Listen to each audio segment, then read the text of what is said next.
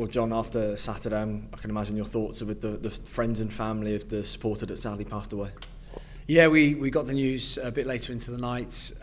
Really sad news that Alec had unfortunately passed away. So, not much you can say really, apart from to pass on the heartfelt wishes from everybody internally at the football club, and obviously everybody, I think in the wider football community, and we've seen that. I think we've seen that in the response.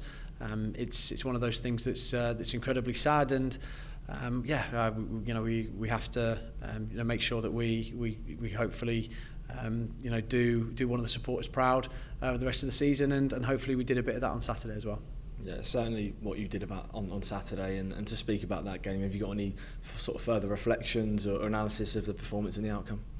Very similar to after the game. I think we've got a bit more technical detail after having watched the game back, and we've gone over everything this morning. I think it was a really good opportunity for us to make sure that we learned the good and the bad from what we did in the game. There were plenty of things that we did really well. Still a couple of bits I think we can improve upon.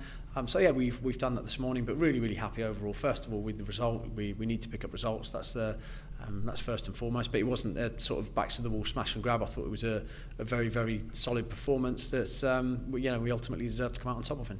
Stoke at home on Wednesday. Obviously not great memories of the reverse fixture, but can that help sort of give you and your players any motivation at all? Not particularly from my point of view. Maybe if the players have got a bit of extra motivation, then fine. I'm not going to stop them from doing that. But it's a completely different set of players overall. Obviously, Stoke have got a new manager, and the whole circumstances of the game and the league and the whole season have changed. So I think these things they obviously stick out in the memory. We're not going to forget that anytime soon, and we have used that, I think, this season to make sure that we try and certainly from that moment anyway, I think we spurred ourselves onto some better results. It culminated in us playing Oxford at the weekend, QPR after that, and we got our first win of the season. But yeah, I think a painful night. No one's going to forget that in a hurry, I think, unless we should go and perform on Wednesday. Obviously, like you said, a lot has changed since then. Mark Robins has come in as manager, like you say. How did Stoke differ now they've got him in the dugout?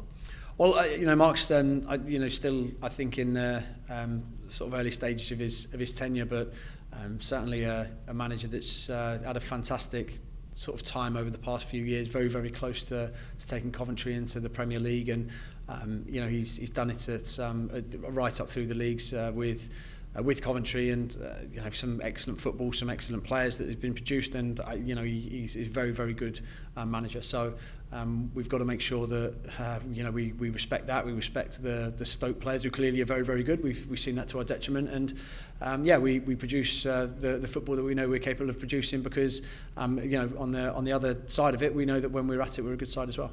I can imagine you'll be hoping for another one of those special Fratton Park atmospheres that we've seen so many times this season, and so many times under the lights there over the years. Yeah, and thankfully that's something that over the past few weeks we've been able to lean on. The atmosphere has been incredible over the past few home games.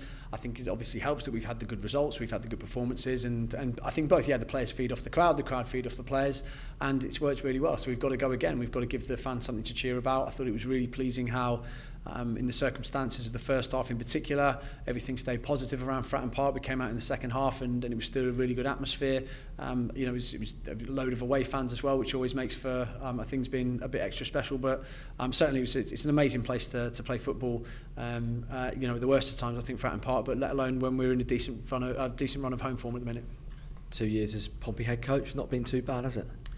Yeah, it's been brilliant, and it's been amazing. It's been a privilege to be part of the football club, and to be able to achieve what we did last year was special. I think those memories will always live with, I think, everybody connected to the football club, and now we face a really different challenge, and it's been difficult this year, or more difficult. It's been much more of a challenge, and hopefully we come out of the back end of it still as a championship club, and we're really working hard to make sure that happens. But it's been an amazing 2 years so far.